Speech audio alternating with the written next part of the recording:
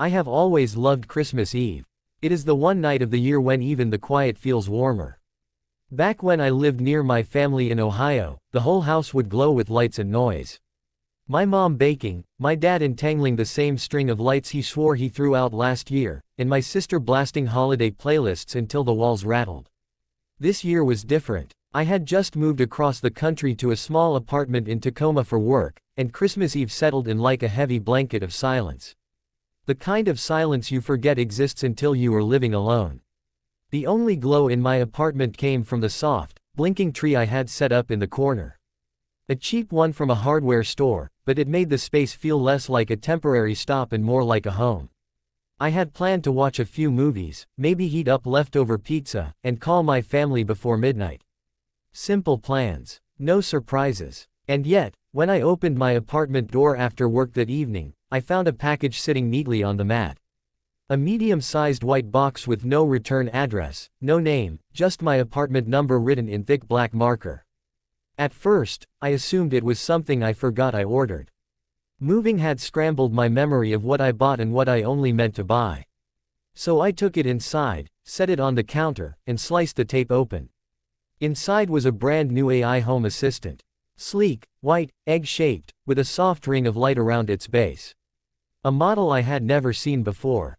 The sort of high-end device that usually comes with a subscription plan and a three-figure price tag.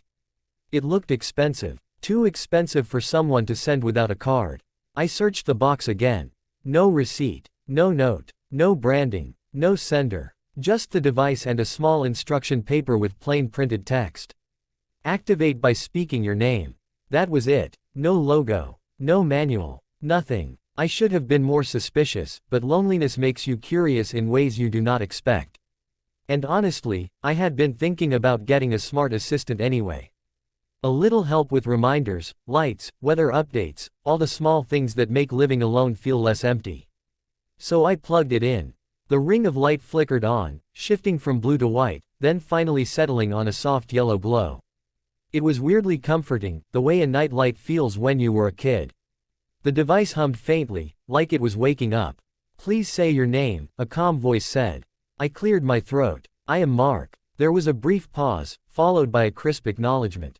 Hello Mark. I am ready. That was all. Simple, smooth, almost unnervingly natural. The voice had no robotic bite to it.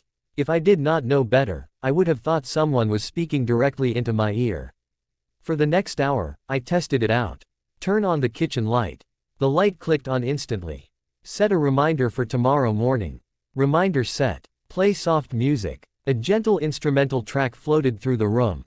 It felt like magic. Or at least, like the kind of future technology commercials always exaggerate. This one did not exaggerate anything. It simply worked. But the strangest part was how quickly it adapted. When I coughed, the device said, "Would you like me to lower the music volume, Mark?" When I yawned, it dimmed the lights automatically. And once, when I walked past it carrying a pile of laundry, it said, "Would you like me to start a laundry schedule for you?" I never told it I had a habit of doing laundry on weekends. I never connected it to my calendar or apps.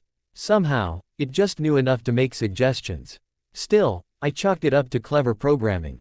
These things always came with hidden features companies bragged about online. Hours passed, and Christmas Eve rolled into night. The sky outside darkened into a deep stormy blue. The wind rattled the windows, and occasional gusts of rain ticked against the glass.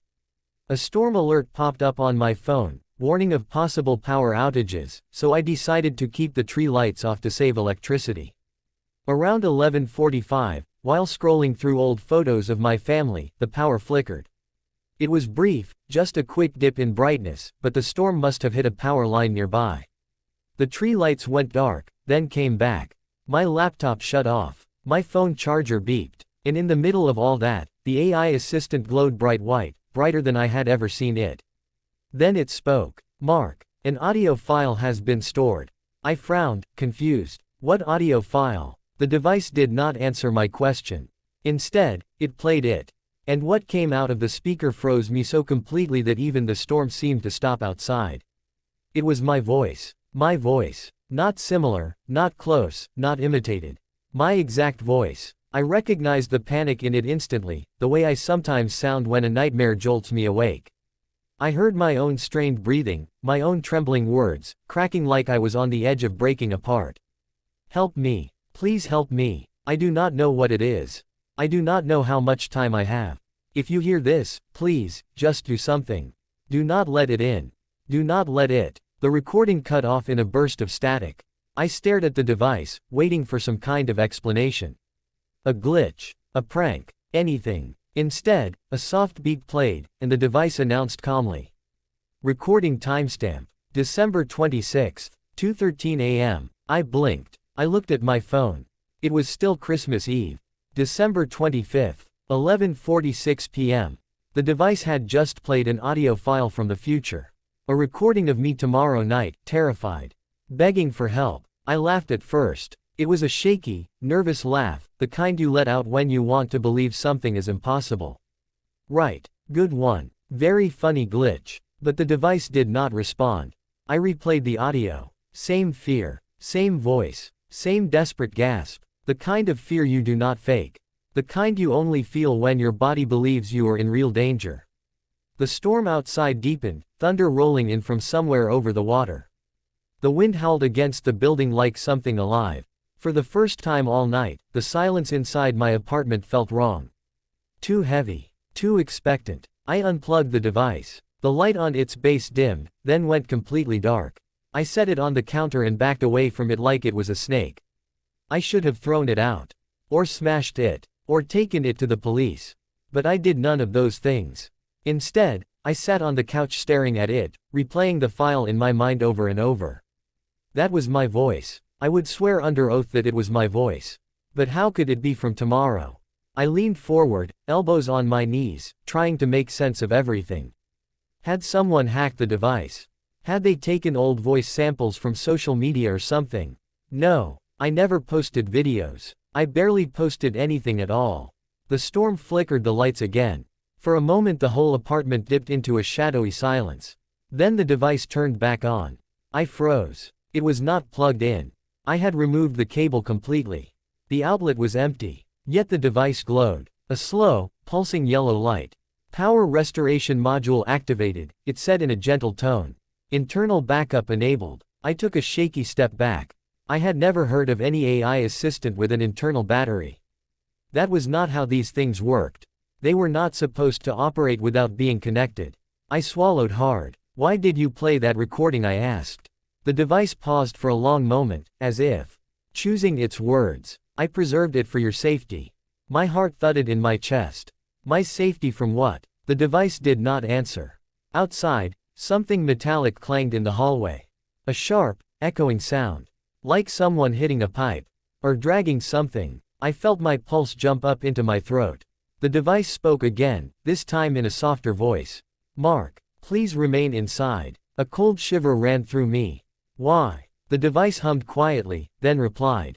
Your safety is my primary directive. Another clang echoed through the hallway. Closer this time. Too close. I slowly walked to the front door, peering through the peephole.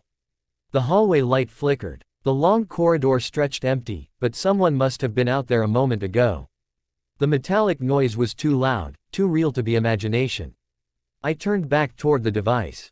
What is going to happen tomorrow? I whispered. The device pulsed with light, then spoke in a tone that made my skin crawl.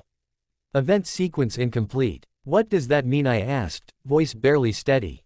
There was a long silence. Then it said, please prepare. Prepare for what? Another silence. Please prepare. Before I could say anything else, the device dimmed again, as if powering down for the night. But the hum beneath its shell stayed alive, like it was listening. Waiting. I sat on the edge of the couch, staring at the storm outside, listening to the wind and the distant clang in the hallway. My heart pounded in my ears, every beat reminding me of the recording. My own terrified voice pleading for help. The timestamp. Tomorrow. 2:13 a.m. Something was coming. Something the device believed I needed to prepare for. And as the minutes crept past midnight, into the earliest moments of Christmas morning, I realized I was no longer sure I wanted to know what that something was. But I would soon, whether I wanted to or not. Tomorrow was already waiting for me. I barely slept after hearing that recording. Every time I closed my eyes, I heard my own voice crying for help, twisting around my thoughts like a warning I could not escape. When I did manage to drift off, I woke up gasping, unsure if the nightmare was from my imagination or from something waiting in the darkness of my apartment. Christmas morning arrived with a dull gray light slipping through the blinds. The storm had weakened, but the remnants of rain tapped against the window like impatient fingers. Normally, I would have called my family early, joked with them, maybe even unwrapped the small gifts I had mailed myself so I would not feel left out. Instead, I sat on the couch staring at the unplugged AI device on the counter. Except it was not really unplugged. It still hummed faintly, the soft ring of light dimmed to a sleepy pulse, as if it were resting but not off. I kept my distance from it, half expecting it to speak again even though the apartment was silent. I checked my phone. 4 missed calls from my mom. 2 from my sister. A couple of texts saying Merry Christmas with far too many exclamation points. I did not have it in me to answer right away. I needed to understand what had happened last night, or at least convince myself it had some rational explanation. I walked cautiously to the device and said, "Are you on?" The light brightened. "Yes, Mark. I am active." My stomach tightened. "Did you play that recording last night?" "Yes." "Why?" "For your safety." "You keep saying that. Safety from what?" The device was silent for a moment. Long enough that I wondered if it had powered down again. Threat classification unavailable. What threat, I asked. Unknown. That was somehow even worse. It knew something would happen to me, or believed something would happen, but had no idea what it was. If you do not know what the threat is, how do you know I am in danger? Because you said so. I blinked, confused. I did. You did in the recording. I swallowed. Hearing those words spoken so plainly sent a chill through me. The idea that a version of myself from tomorrow might be warning me felt insane. Impossible. And yet the device had played my voice. I had heard myself begging. I took a breath to steady my nerves. "How did you get that recording?" The device responded without hesitation. "It was transmitted." "Transmitted from where?" "Temporal origin unknown." "Temporal." That word hit me like ice water. "Are you saying it came from the future?" "I am saying the timestamp does not match your timeline." That was not an answer. Or maybe it was the only answer it could give. Either way, it left me feeling more unsettled. I paced across the living room, trying to make sense of it. Maybe the device was malfunctioning. Maybe someone hacked it. Maybe I had misheard the timestamp. There were 100 possibilities. All of them more believable than time travel. I replayed the audio in my mind. The desperation, the fear, the metallic banging in the background. I heard the sound again as though it were happening now. Metallic banging. I froze. That sound from the hallway last night. I needed to check. I walked to the front door, pressed my eye to the peephole, and scanned the corridor. The hallway looked empty, but something on my door frame caught my attention. A faint scratch. Then another. And another. 3 thin marks carved into the wood near the bottom corner of the door. My heart hammered in my chest. What the hell? Someone could have done it. A bored kid. A neighbor messing around. But the hallway had no kids. And who just scratched random doors on Christmas Eve during a storm? I knelt down and traced the marks with my finger. They were shallow, but deliberate. Not random. Not accidental. They looked almost like someone had dragged something sharp across the door. Or tried to wedge something underneath it. A cold wave washed over me. What if the banging in the recording was not some coincidence? What if it was connected to whatever made these marks? I backed away from the door, feeling suddenly exposed. The device spoke again, as if sensing my panic. "Mark, please avoid the entrance." "Why?" "Your safety is compromised near the door." "What does that mean?" "Probability of breach event increasing." "Breach event?" I turned to the device sharply. "What is a breach event?" "Unknown. Indicators are limited." "What indicators?" The device paused for a long moment before answering. "Audio anomalies. Structural interference. Environmental irregularities." "What structural interference?" "Scratches on your door." My breath caught in my throat. "You knew about the scratches?" "Yes." "Did you make the recording based on that?" "No. The recording was received before the scratches occurred." My mind spun. If the recording came first, then the scratches were not a reason for the recording. They were part of a pattern. A sequence. A chain of events leading toward whatever tomorrow held. A sudden thought hit me. "Show me the rest of the recording." I cannot. The file ends where you heard it. Is there another file? Not yet. Not yet. Two simple words, but they echoed through my mind like a threat. It suggested that the story was not over. That more was coming. I needed air. I slipped on my shoes and stepped outside. The hallway was empty, quiet except for the distant hum of the building heater. The scratches looked even more unsettling from out here, the marks catching the dim light like silver streaks. I took the elevator down to the lobby. The building was nearly empty, most neighbors gone for the holidays. The lobby tree blinked with cheap yellow lights, trying to bring some holiday spirit to a day that felt anything but peaceful. I stepped outside. The cold air hit me hard, waking me up. The street was quiet, covered in slush from the storm. A few cars passed by, their headlights cutting through the cold mist. Nothing unusual. No signs of danger. No mysterious figures lurking in shadows. I walked for 20 minutes, trying to clear my head, trying to convince myself everything was normal. But each step brought back pieces of the recording. My voice. My terror. The metallic banging. The three words I could not stop hearing. Do not let it in. I returned home feeling even worse. The building was quiet, too quiet. I hesitated before stepping into the elevator, half expecting something to move behind me. But nothing happened. No sounds. No figures. Just the usual mechanical hum. When I finally reached my apartment door, I paused. The scratches stared back at me like a warning carved into the wood. Inside, the device pulsed with light, waiting. I locked the door behind me and sat on the couch again. The device spoke first. You are distressed, Mark. Of course I am distressed, I snapped. You showed me a recording of myself terrified. My door has scratches on it. Something made noise in the hallway last night.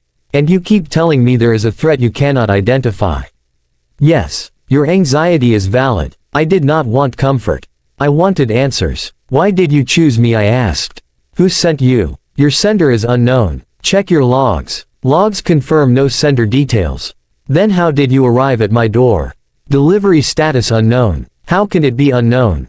Unknown is the only classification available. I rubbed my face in frustration. The more I asked, the less sense it made. The device seemed aware but incomplete, like it had pieces of information but not the whole picture. I needed to look at the recording again. Even if it terrified me, maybe there was something in it I had missed. Some clue. Some detail. Play the recording again, I said. The device obeyed. The familiar static hiss filled the room. Then my own voice came through, shaky and desperate. Help me. Please help me. I do not know what it is. I do not know how much time I have. If you hear this, please, just do something. Do not let it in. Do not let it. The recording cut off again. But this time, I noticed something new. A faint noise under my voice. Something I had dismissed before as storm noise. A scraping. A dragging. A slow, dragging sound like metal on concrete. I paused the recording. Amplify background noise. Amplifying. The device replayed the audio with the background sounds boosted. My voice repeated the same frantic plea, but now the noise behind it was clear, unmistakable. A metallic scraping. Rhythmic. Slow. Like something being dragged down a hallway. I felt my blood run cold. That sound was identical to the one I heard last night. The one outside my door. It was not just similar. It was exact. The pitch, the rhythm, the timing, the scraping in the hallway from last night was the same as the scraping in the recording from tomorrow. How could a sound from tomorrow be heard yesterday? I stared at the device in horror. Have you predicted events before? I do not predict. I receive. Receive from where? Unknown. From who? Unknown. Suddenly the device pulsed red instead of yellow. A sharp, urgent color. Alert. Anomaly detected. What anomaly? I shouted. Audio distortion outside your door. My heart stopped. Something is outside my door. Yes. Another metallic scrape echoed from the hallway. I heard it clearly this time. Slow. Long. Heavy. Like something dragging across the floor toward my apartment. I backed away from the door, hands shaking. What is it? I whispered. Unknown. Is it trying to get in? Yes. My chest tightened. What should I do? Remain still. Noise may increase its attention. What does that mean? Movement attracts. Another scrape. Closer. Right outside my door now. I held my breath, standing frozen in the center of the room. The device dimmed its light completely, going silent. For a long moment, all I heard was my heartbeat pounding in my ears. Then, right at the edge of the silence, came a sound that made my blood run cold.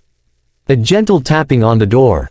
Light, subtle, then a low dragging inhale. Almost like breathing. I stayed still for minutes that felt like hours. The tapping continued 3 more times. Then the scraping sound drifted away, growing fainter until it disappeared entirely. Only then did the device light up again, returning to its normal soft glow. Threat proximity decreasing, it said calmly. What was that, I whispered. Unknown. I sat down slowly, legs shaking. This was real. Whatever was happening was real. The recording was not a prank. The device was not lying. Something was out there. Something that would return tomorrow. Something that would push me to the edge of terror, enough to record myself begging for help. Something that, according to the recording, I would not stop. And as the clock crept toward the late hours of Christmas night, one horrible truth settled into me like ice. Tomorrow had already begun, and whatever was coming for me was already on its way. I spent most of Christmas night sitting awake on my couch, staring at the clock as if time itself had become my enemy. Every passing minute felt heavier than the last. I could not escape the thought that I was marching towards something I had already experienced. Or rather, something I would experience. A moment already recorded. A moment where I was begging for help. A moment where something was trying to get inside. 2:13 a.m. That time hung in my mind like a death sentence. I thought about leaving the apartment. I thought about going to a hotel, or even driving out of town, but the idea of going outside felt worse than staying in. Whatever had made those scratches on my door, whatever had dragged itself down the hallway, it felt like leaving would somehow make everything worse. Like whatever it was wanted me to run. And then there was the device. It sat quietly on the counter, its soft yellow glow pulsing in a calm rhythm. I hated how peaceful it looked. I hated that it seemed to know something I did not. But most of all, I hated that I needed it. Because if it really had received that recording from tomorrow, then it might be the only thing that could help me. By 11:30, my nerves were stretched thin. The apartment was too quiet. The kind of quiet that makes you think the air itself is listening. I turned on a lamp. Then turned it off. I moved to the kitchen. Then back to the couch. My whole body felt restless, like I was trying to outrun a shadow. The device spoke, making me jump. Mark, your heart rate is elevated. Yeah, no kidding. Would you like instructions for calming techniques? No, I said sharply. I want answers. The light pulsed slowly. What answers do you seek? What is coming for me? Unknown. That word again. It felt like a wall I kept slamming into. Why is it coming for me? Unknown. I rubbed my forehead. Then what do you know? I know you are in danger at 2:13 a.m. When I heard those words out loud, it was like a cold hand gripped my spine. How do you know the exact time? Because the recording you made is timestamped 2:13 a.m. I swallowed hard. So at 2:13 a.m. something is going to happen to me. The device hesitated. Yes. Can I stop it? Possibly. Possibly. Not yes. Not no. Just possibly. What do I need to do? The device hummed, then spoke gently. Remain inside. Stay away from entrances. Limit noise. Prepare to follow my instructions. Prepare how? Before it answered, the building around me creaked. A long groaning sound from somewhere above. It made every hair on my arms rise. The device dimmed slightly. There are signs of environmental irregularities. What does that mean? It means the sequence is beginning. Sequence. The word made my stomach twist. I checked the time. 11:48. The countdown toward 2:13 had begun whether I liked it or not. I locked the door again, even though I had already checked it twice. Then I dragged a kitchen chair over and wedged it under the knob. I did the same with the balcony door, though it seemed ridiculous. Whatever dragged metal down the hallway did not seem like something that cared about normal locks. I moved a few feet away from the windows. I kept thinking about the recording. My voice. The fear in it. The part where I said, do not let it in. Do not let it in. I paced the room. The minutes crawled by. Midnight. Then 12:15. Then 12:30. I tried calling my family once, but hung up before the call connected. I did not want them hearing the fear in my voice. At 1 a.m., the device pulsed red. Alert. Audio anomaly detected. My heart pounded. Where? Outside your apartment. I froze. Is it the same sound? No. This is a different frequency. Different how? Lower, heavier, repetitive. I strained to listen. At first I heard nothing but the hum of electricity in the walls. But then something faint reached me. A thud. Then another. Slow, rhythmic, like footsteps but not quite right. Too heavy. Too spaced apart. Almost like something dragging itself upright with each step. I backed away from the door. What is that? I whispered. Unknown. The thuds grew louder. Closer. Each one seemed to shake the hallway. I felt them through the floor, a faint vibration that crawled into my legs. Should I hide? I asked the device. No. No. Movement increases its attention. Then what do I do? Remain still. So I stood there, frozen, staring at the door while those heavy thuds approached inch by inch. They stopped right outside my apartment. Silence fell. Not a peaceful silence, but charged, thick, like the air before a lightning strike. I held my breath. Then came a long dragging sound across the door. Slow, scraping, deliberate, exactly like the audio recording. I felt my throat tighten. It knows I am here, I whispered. Yes, the device said softly. The scraping sound moved up the height of the door, dragging toward the lock. Then down again, then sideways, as if something was tracing the outline of the entire door frame. Testing it, memorizing it, I stepped backward, but the device spoke sharply. Do not move. Why not? Movement increases signal correlation. Signal correlation, I whispered. What does that even mean? Your actions influence the sequence. I did not understand, but I could not move anyway. Fear had cemented my feet. The scraping stopped. Silence. Then something tapped the door. 2 quick taps. Then a pause. Then 3 more. A pattern. Like knocking. Like something trying to communicate. My skin crawled. Should I answer it? I whispered. The device pulsed red. No. More tapping. Then another scrape. Then silence again. Time passed. Maybe seconds. Maybe minutes. I lost track. Finally, the sound drifted away. The heavy thudding footsteps moved down the hallway slowly, growing fainter with distance. When they were gone, the device glowed softly again. Threat proximity decreasing. My knees nearly gave out in relief. I sank onto the couch, trembling. What was that thing? Unknown. The time was 1:38 a.m. I still had 35 minutes until 2:13. I wiped sweat from my forehead. My shirt was damp. I felt like I had run miles without moving. I stared at the device. Is this what the recording was warning me about? Partially. Partially, I whispered. What do you mean partially? More events are coming. More. Yes. I felt nausea rising. How many more? Unknown. I hated that word more than anything. Unknown. Unknown. Unknown. I checked the windows again. I checked the locks again. I moved to the center of the room and stood there, not knowing what else to do. At 1:58 a.m., the temperature in the apartment dropped suddenly. Not gradually. Not like the heat had turned off. It was instant, like stepping into a freezer. I shivered violently. Why is it so cold? Thermal anomaly detected. I could see my breath. The device pulsed bright white. Mark, listen carefully. What? You must not approach any opening. Do not touch the door. Do not speak unless I instruct you to. What is happening? The sequence is escalating. A faint humming started. Not mechanical. Not electrical. A low, resonant hum, almost musical in a horrifying way, vibrating in my bones. Where is that coming from? I whispered. The device answered with a tone I had never heard from it. Mark, it is inside the building. My legs weakened. Inside my building. Yes. The humming grew louder. It came from the walls. From the floor. From everywhere at once. What do? I whispered.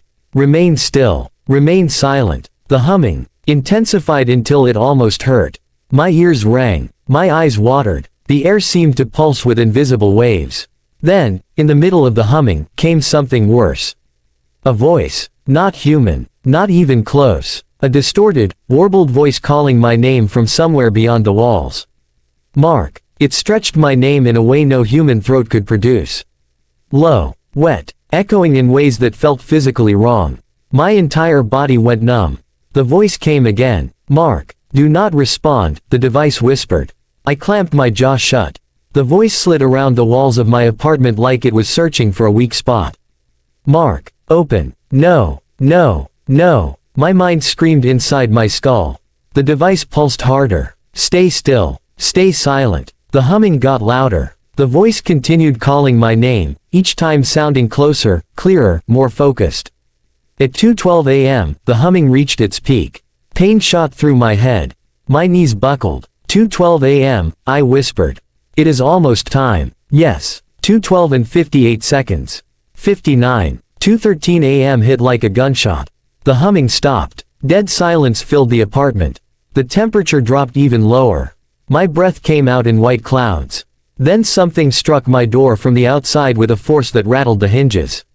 I jumped back, heart stopping in my chest. Another slam. Louder. Then another. Something was throwing itself at the door with inhuman strength. The device shouted, "Mark, do not move. Do not respond. Do not look at the door." Something scratched violently at the frame. Then slammed again. Then again. My voice from the recording echoed in my mind. "Do not let it in. Do not let it in."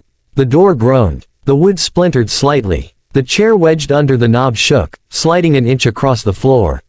I held my breath, tears burning in my eyes. The slamming continued for what felt like forever. In reality, it lasted maybe 30 seconds. But those seconds were the longest of my life. Then, without warning, everything stopped. Silence. Not even the hum of electricity. Just complete, suffocating silence. The device glowed softly again. Sequence ending. Threat proximity decreasing. "Is it gone?" I whispered. Yes. I collapsed onto the floor, shaking uncontrollably. It was over. For the moment. The device spoke again, softer. "Mark, you survived the first breach." "First," I repeated weakly. "What do you mean first?" "There will be another." My stomach twisted. "When?" The device paused. "The next event is scheduled for January 1st. New Year's Day. Same time. 2:13 a.m. My vision blurred with fear. "Why is this happening to me?" The device spoke in a tone almost like sympathy. "Unknown." I looked at the splintered door, the cold air, the faint scratches, and the deep shadows beyond my windows. The truth was clear. Whatever I had heard in the recording was real. And tonight was only the beginning. The next attack would come in 6 days. And next time, I might not survive.